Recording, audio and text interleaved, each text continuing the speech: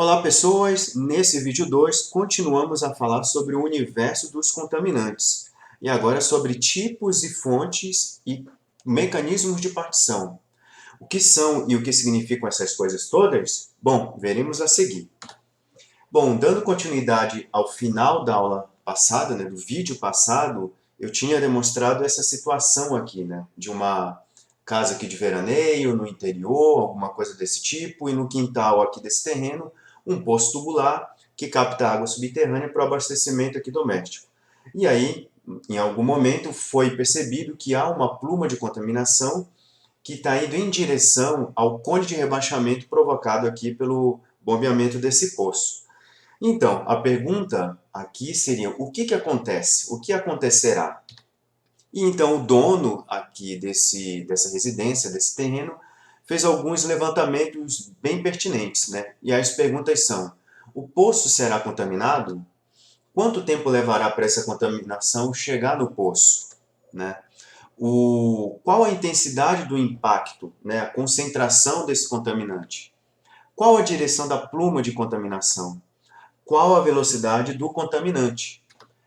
E a pluma será degradada ou haverá dispersão? Então, são perguntas que, de certo modo, você precisa saber de alguns conceitos básicos para você conseguir, pelo menos, estimar. O que eu posso, pelo menos, adiantar para você é que a resposta para a maioria dessas perguntas seria depende.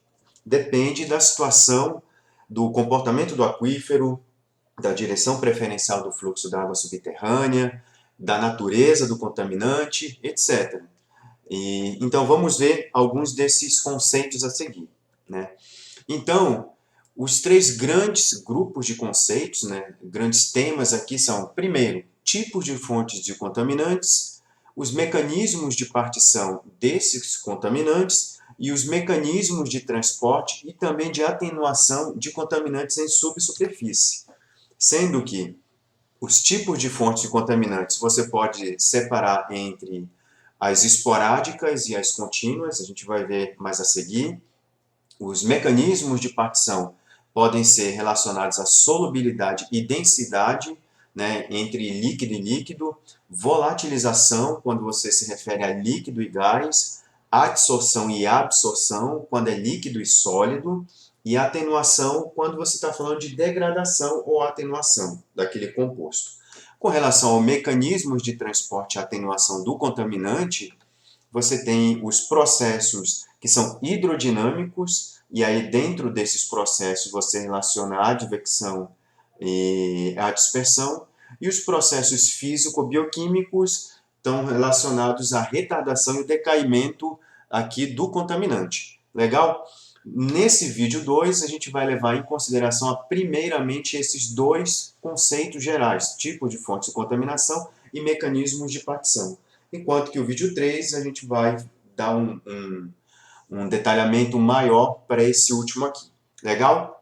Então, primeiro, o que são fontes de contaminantes, Aliás, quais são os tipos de fontes de contaminantes? A gente viu na aula passada sobre uso e ocupação de área, Então você tem a área urbana, a área rural, você tem a área industrial, a área ali de atividades minerárias. Então, todas aquelas ali, todas essas atividades, elas podem resultar em fontes ou passivos ambientais diferentes, que podem ser mais persistentes, que podem lixiviar, dependendo da natureza, dependendo do tipo de depósito ali, ou de exposição daquele contaminante ou daquele passivo ambiental.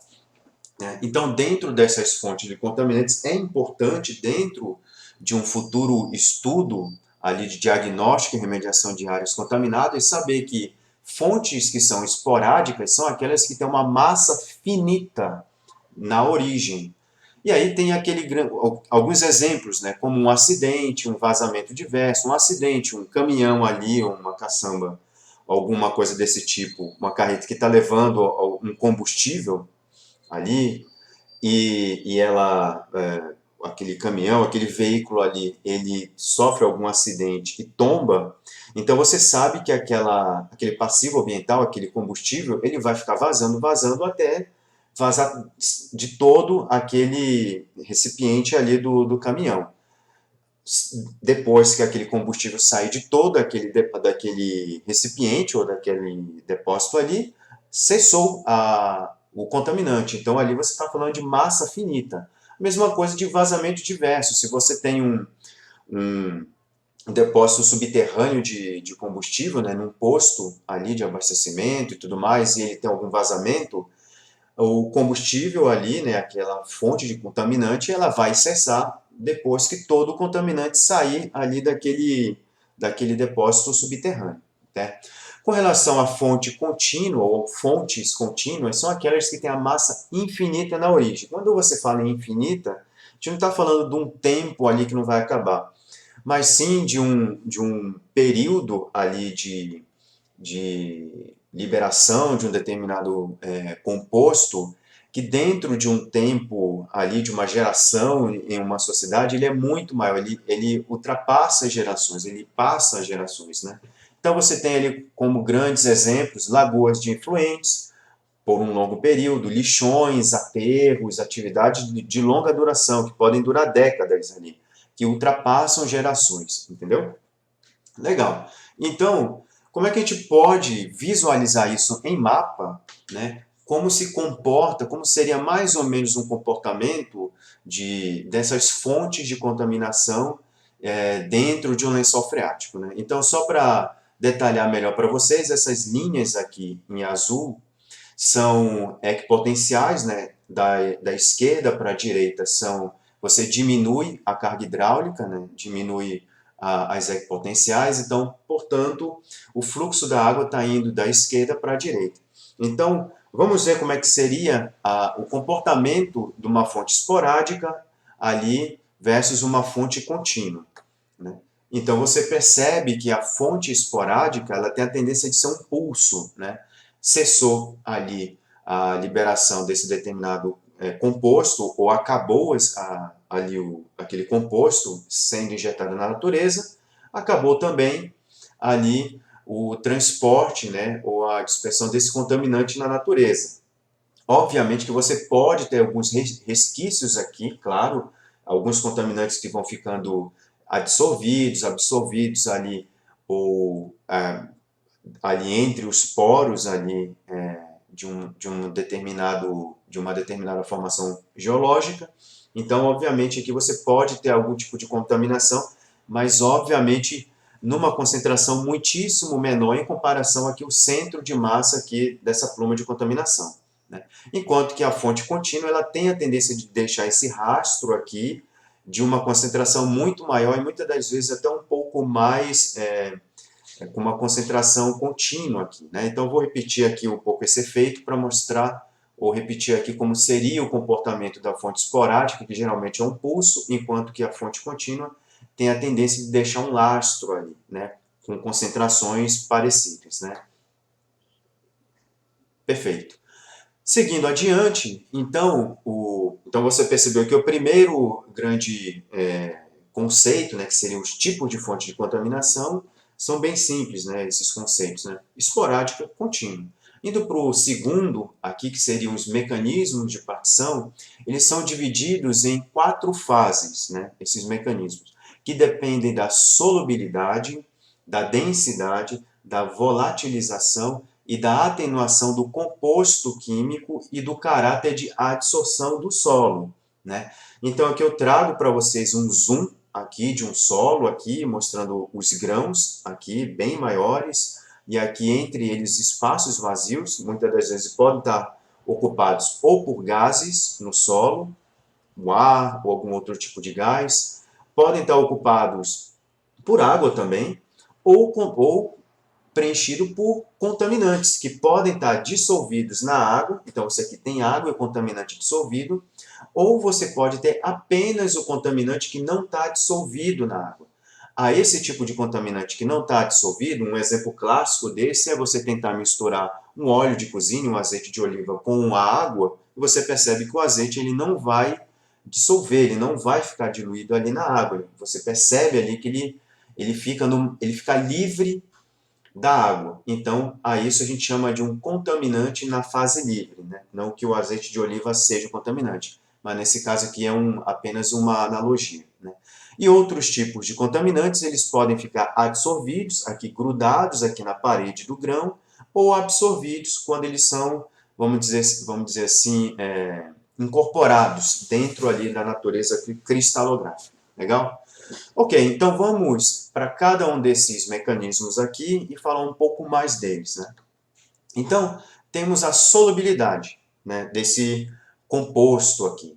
Então, a solubilidade nada mais está relacionado com compostos com maiores moléculas ou menores moléculas. Quando você tem maiores moléculas, você tem a tendência desse composto ser menos solúvel, enquanto que um composto químico ou algum determinado tipo de contaminante que tem ali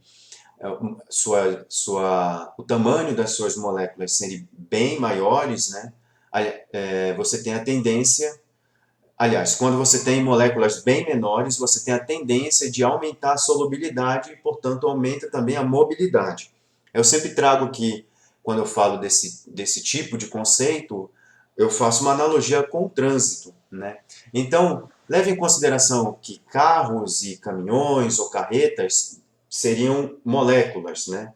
Então, quanto maior o veículo, maior a molécula. Então, a tendência é que eles tenham uma menor mobilidade, principalmente quando você está numa avenida ali com maior tráfego, né? Um maior trânsito ali.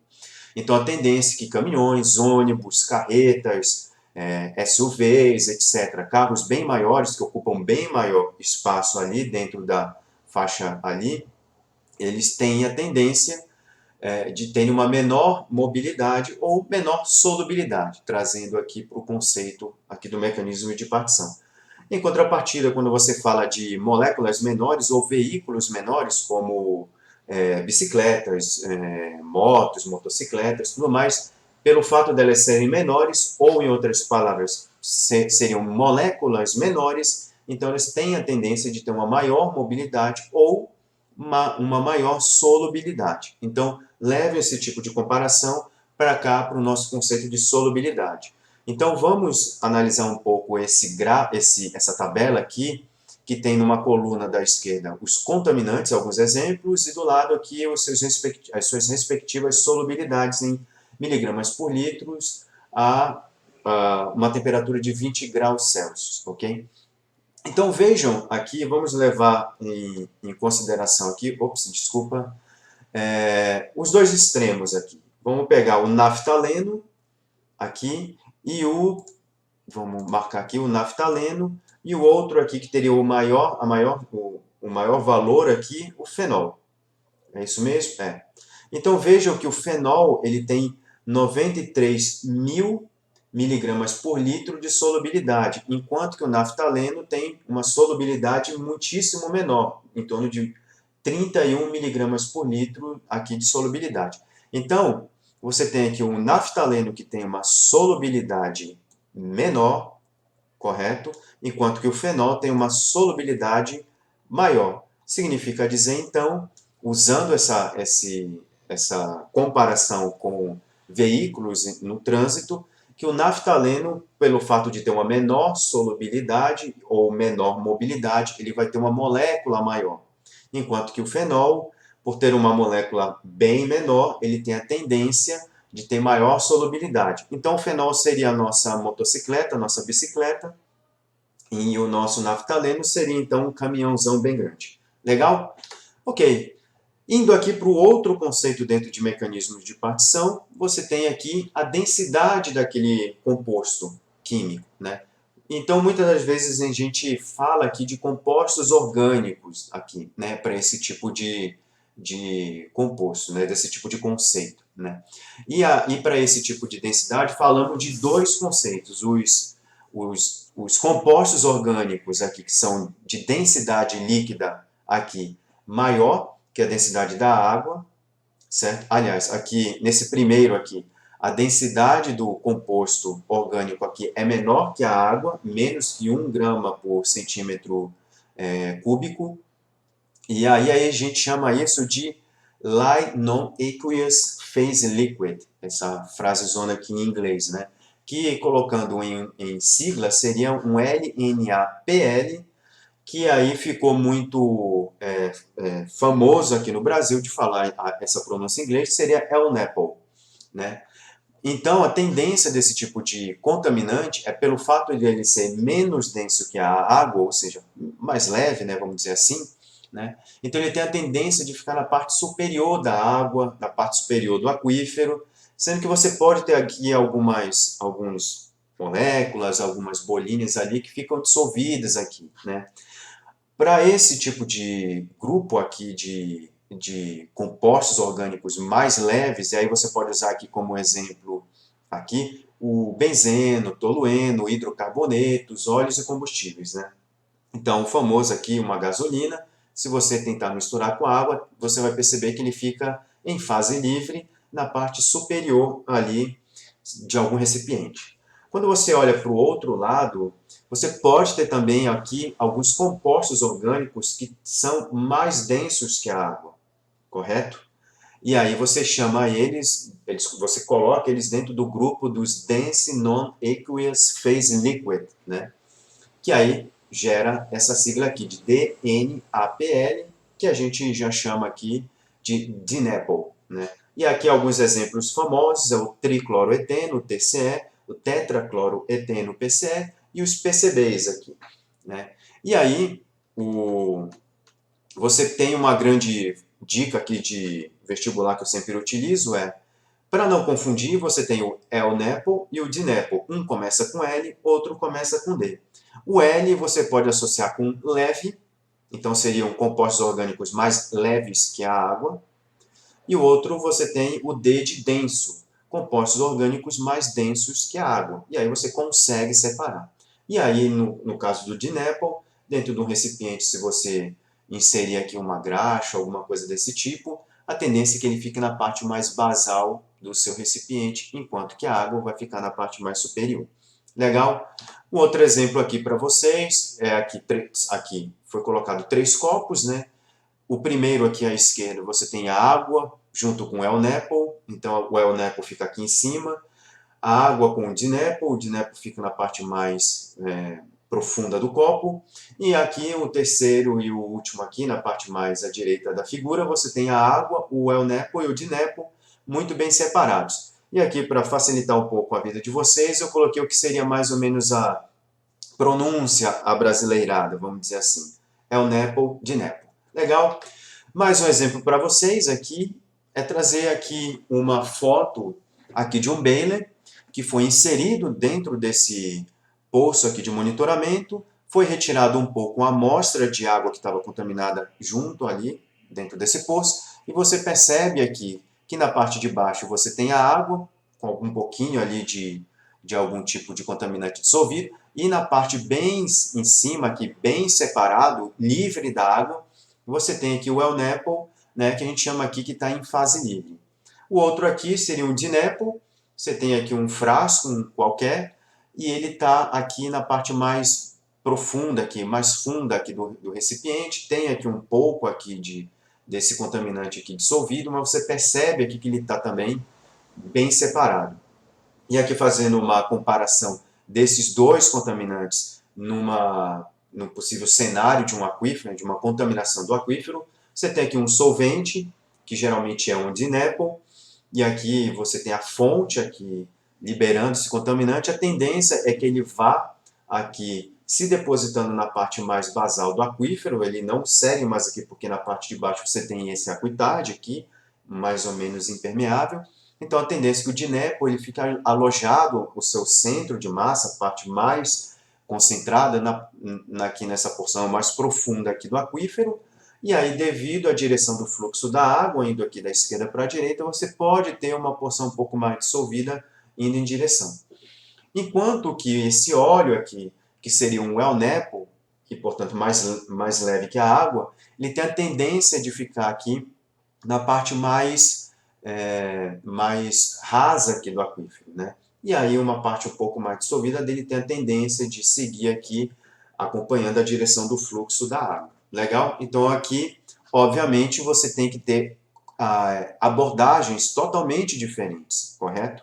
Aqui você provavelmente vai ter que perfurar um poço que você vai ter que seguir apenas até essa profundidade, inserir aqui, instalar aqui as seções filtrantes aqui, porque o que você quer analisar é apenas essa porção do aquífero onde você tem o centro de massa do seu contaminante, correto?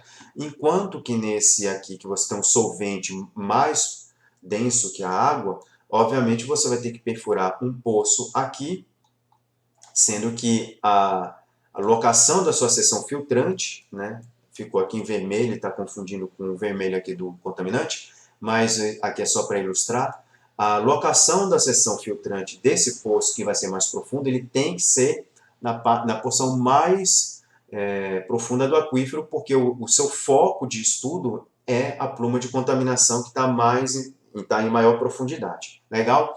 Então, compostos orgânicos de comportamentos diferentes, obviamente, poços de monitoramento com características diferentes, principalmente a profundidade de interceptação do aquífero e a mesma coisa, a locação da seção filtrante. Legal? Se você faz um poço aqui mais profundo e coloca a seção filtrante na parte basal, você não vai captar aqui a pluma de contaminação do El Neco, que está mais rasa. A mesma coisa aconteceria aqui se você tivesse invertido os poços, tivesse um poço mais profundo aqui, um poço mais raso, desculpa, aqui, você não pegaria o centro de massa que está mais profundo aqui, o máximo que você conseguiria aqui seriam coletar amostras de água subterrânea, mas apenas uma concentração muito mais baixa em comparação ao centro de massa, porque você pegaria alguns resquícios aqui dessa pluma, aqui, que estão dissolvidas, ok?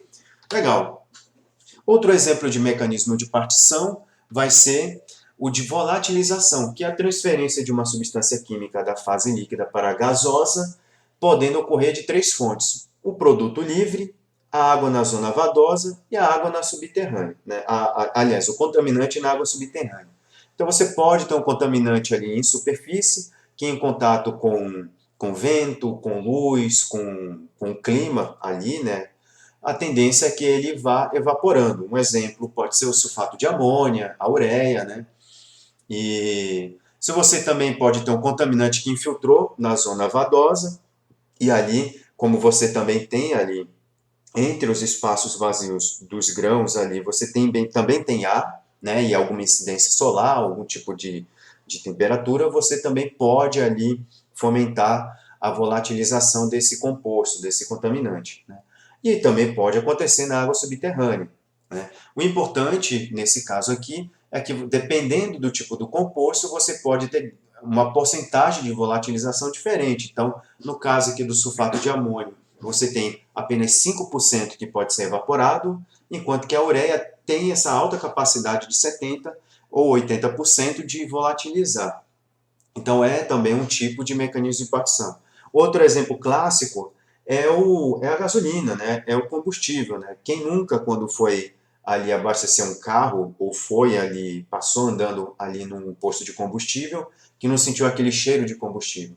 O que você está vendo ali são compostos orgânicos voláteis que têm a tendência de volatilizar, ou seja, tendem a ter essa partição e, portanto, eles podem diminuir um pouco ali a sua concentração líquida, né? Mas em compensação, você tem esse volátil ali no ar, que pode ali, dependendo da quantidade de receptores, eles podem ali respirar esse composto orgânico volátil. Legal?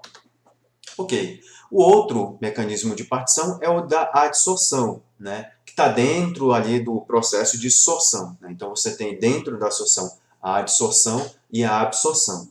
Primeiramente a gente vai ver a adsorção, que é o processo de aderência de espécies que estão dissolvidas em solução na superfície de um sólido. O sólido, nesse caso, é um grão, ali, um sedimento. Né? E você pode ter a adsorção que é física, química ou de troca iônica. A primeira que a gente vai ver aqui é a física, que está relacionada com a retenção à superfície do sólido devido a interações moleculares. Né? Então você pode ter aqui, nesse caso, esse grão aqui, com várias partículas aqui negativas e positivas. Esse Qzinho significa o fluxo da água subterrânea, indo da esquerda para a direita. Né? E aí algum composto orgânico aqui, ao se movimentar chega próximo aqui e entra em contato com a superfície desse grão, ele pode ficar absorvido fisicamente devido a essa mudança aqui de cargas, correto? Eu coloquei no final desse vídeo alguns links aqui de vídeos no YouTube que entram em mais detalhes sobre esses processos de adsorção. Só para que o vídeo não fique muito longo e eu não detalhe tanto assim, eu vou passar um pouco mais rapidamente, mas vocês têm essa oportunidade de ver esses outros vídeos que se aprofundam um pouco mais, legal? O importante é que a gente entender que a adsorção é um tipo de mecanismo de partição daquele contaminante, né? Outra forma também importante de você analisar essa retenção de superfície, né, com relação à adsorção física, é que dependendo do tamanho do grão, você também pode ter uma área de superfície diferente e, portanto, você tem uma maior área de contato para que você consiga ter uma maior adsorção física. Então vejam só esse grão aqui de 2 centímetros por 2 centímetros, no caso aqui uma área de 4 centímetros quadrados, né? Aqui eu estou analisando apenas uma face, claro, né? Então se você tem nesse caso 4 faces, nesse caso aqui 6 lados e portanto 6 faces e cada face sendo de 4 centímetros quadrados, então você vai ter uma área total de 24 centímetros quadrados, ok? É a multiplicação de 6 lados aqui, né? Quando você pega uma outra situação com sedimentos que têm faces de 1 centímetro por 1 centímetro, ou seja, 1 centímetro quadrado, nesse caso que você vai ter um grão, nessa segunda situação que você vai ter 1, 2, 3, 4, 5, 6, 7, 8 grãos de 1 centímetro quadrado de face, né? Então, como você tem aqui 1 centímetro quadrado vezes 6 lados do cubo, né? Então você vai ter cada cubo desse aqui, né? Nesse caso aqui, 6 centímetros quadrados de área, correto? 6 centímetros quadrados de área por cubo aqui multiplicado, então você vai ter o que? 48 centímetros quadrados de área total desse volume aqui, vamos dizer assim. Então vejam só que à medida que você diminui o tamanho dos seus grãos, você tem a tendência de aumentar a sua área de exposição. Então, quanto menor for a granulometria do seu grão, você aumenta a chance de ter adsorção física, porque você aumenta a área de contato, né? Vejam que antes, nessa situação aqui, você vai ter essas áreas aqui internas que antes não tinha nesse grão maior aqui de 2 centímetros por 2 centímetros. Então, isso explica um pouco o fato da argila, que é um grão muito menor, né, uma granulometria muito menor em comparação à areia fina, o silt, a areia média, pelo fato da argila ser, além de ser mais impermeável, ela tem uma maior adsorção física.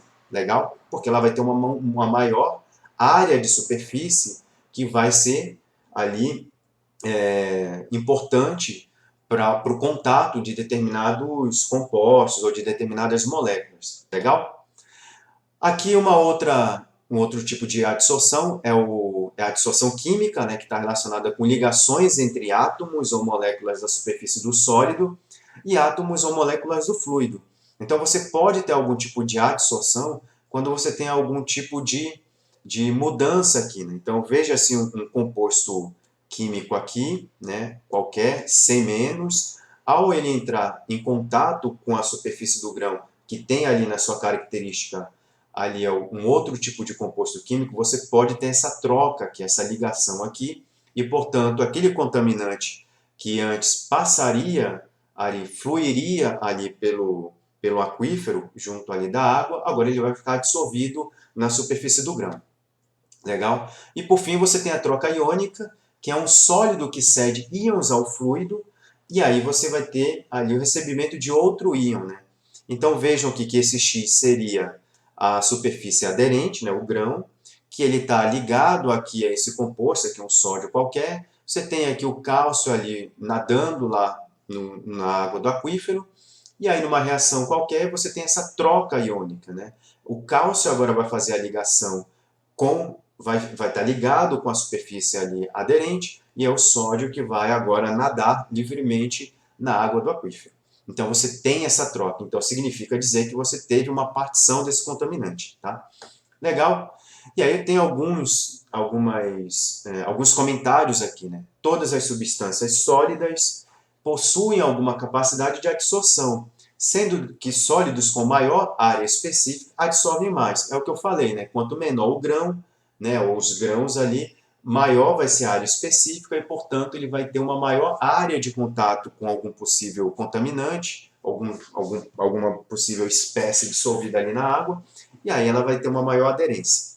O pH tem um papel decisivo no processo de adsorção, né? E principais sólidos adsorventes, os argilos minerais, como eu falei, né? Óxidos e hidróxidos de ferro e alumínio, que estão relacionados com troca iônica e a adsorção química, e as matérias orgânicas também. Legal?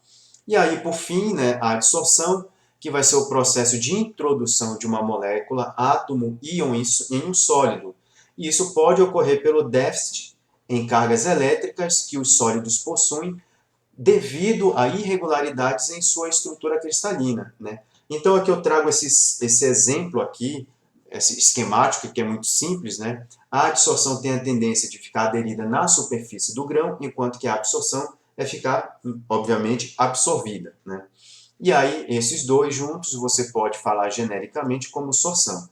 Um exemplo clássico da adsorção, ou pelo menos uma analogia clássica da adsorção, é aquela famosa graxa ali, que quando você está trocando a corrente da sua bicicleta, aquela graxa fica adsorvida na sua mão, né? Ela fica impregnada, e aí você precisa pegar algum composto químico ali para passar na sua mão, para tirar ali, para diminuir um pouco aquele atrito, para fazer com que você se livre ali da adsorção daquela graxa ali. Legal? Ok. Aqui temos a atenuação, que é outro, e aqui nesse caso o mecanismo de partição, que seria a transformação ou destruição de contaminantes orgânicos em inorgânicos. Né? E os processos podem ser abióticos, ou seja, puramente químicos, e aí você tem os exemplos de hidrólise ou reações com minerais no sólido, né, oxirredução, e os biológicos, que são intermediados por micro-organismos em ambientes aeróbicos, anaeróbicos ou ambos. Né? Então, você tem como exemplo clássico a biodegradação do BETEX, né, que são os hidrocarbonetos. Né, BETEX é uma sigla para benzeno, né, tolueno, etilbenzeno, certo? E aqui o xileno. Né? Então, é BTEX, BETEX. Legal? Então, você tem ali, os BETEXs têm a tendência de biodegradar em ambientes aeróbicos ali, a partir de ações de micro-organismos. Legal? E, obviamente, aqui a hidrólise, reações de minerais, oxirredução, a gente vai falar na terceira aula com um pouco mais de detalhe. Legal? Aliás, vamos falar aqui mesmo, né? Só para vocês verem como eu não tinha reparado aqui.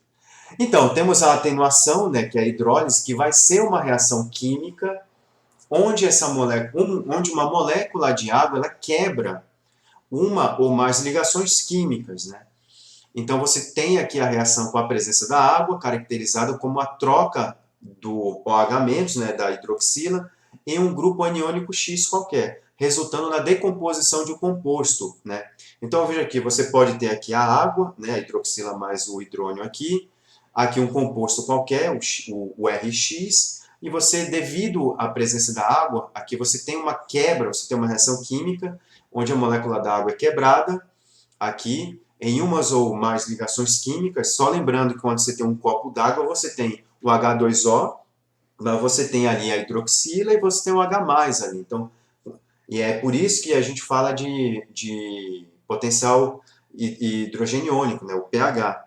Então, quanto maior a quantidade de hidroxila ali dentro da água, a tendência é que a água fique mais alcalina. Quanto maior o H+, dentro ali daquela água ali, ela tem a tendência de ficar mais ácida. Então, com um copo de água não significa que você só tem H2O. Você tem H2O, você tem OH- e você tem o H+ também.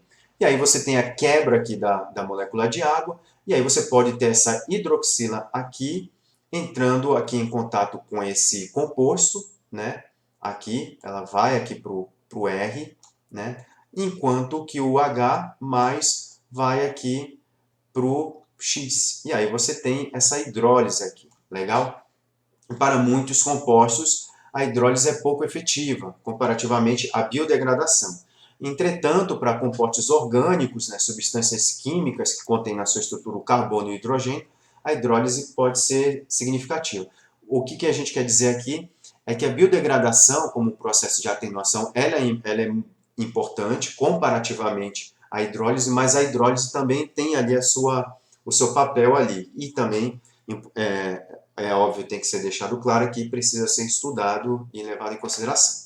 Legal? Outro aqui mecanismo dentro da atenuação é a oxidação, que está relacionado aqui com a oxidação sendo a reação que resulta em perda de elétrons de uma substância, enquanto que quando a substância ela recebe elétrons, ela tem a redução, né? E ocorre em substâncias orgânicas e inorgânicas e classicamente envolve o ganho e perda de oxigênio, né? Então, a equação famosa aqui, ou a reação mais famosa de oxidação é a do ferro, né? Enquanto que a mais famosa de redução seria a desnitrificação, né? Quando você tem, nesse caso aqui, a adição de hidrogênio ali, transformando o nitrato em amônio. E aí você, alguns vídeos no final dessa aula aqui, eu coloco aqui para vocês olharem com um pouco mais de detalhe aqui esses conceitos, legal? Ok, indo para a parte final desse vídeo, né, já estamos indo para mais de 36 minutos, né, o que é interessante dizer é que na aula que vem, no vídeo 3, a gente vai levar em consideração agora os tipos de transportes e atenuações de contaminantes, né, e obviamente todos eles estão relacionados com esses conceitos que falamos aqui nesse vídeo 2, né. Então, só para trazer um pouco de spoiler do vídeo 3, né, vamos falar de advecção, que está relacionado com velocidade média e com velocidade da água, então a gente vai falar um pouco das equações da lei de Darcy.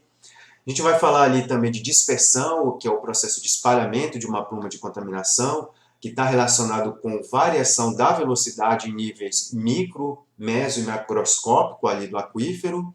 Esses dois tipos de transporte aqui, advecção e dispersão, estão relacionados basicamente com processos hidrodinâmicos, apenas relacionados com o comportamento hidráulico do aquífero, ou hidrodinâmico do aquífero, enquanto que a retardação, que seria o processo ali de redução da velocidade média de propagação daquele contaminante, está relacionado com os fenômenos de adsorção e absorção, que falamos nesse vídeo 2, e de troca iônica, e o decaimento, que está relacionado com a diminuição da massa, ou a diminuição da concentração daquele contaminante, que está relacionado com o processo de biodegradação, precipitação química, reações de oxirredução, volatilização e decaimento radioativo. Se você perceber nessa parte mais à direita aqui do que a gente está falando, falamos um pouco desses conceitos aqui nesse vídeo 2, né? Então, tanto retardação como decaimento estão relacionados com processos físico-bioquímicos que estão relacionados com a atenuação do contaminante. Legal? Então, na aula que vem a gente vai falar um pouco mais sobre isso e também se aprofundar um pouco desses conceitos aqui que a gente falou no vídeo 2. Legal? Então, como material complementar, sugiro que vocês cliquem aqui nesses 5 links aqui, né, que falam de transportes de contaminantes, falam um pouco de troca iônica, de conceitos da hidrólise e de oxirredução, tá? Então, pessoal, agradeço mais uma vez aí a audiência e companhia de vocês nesse vídeo aqui.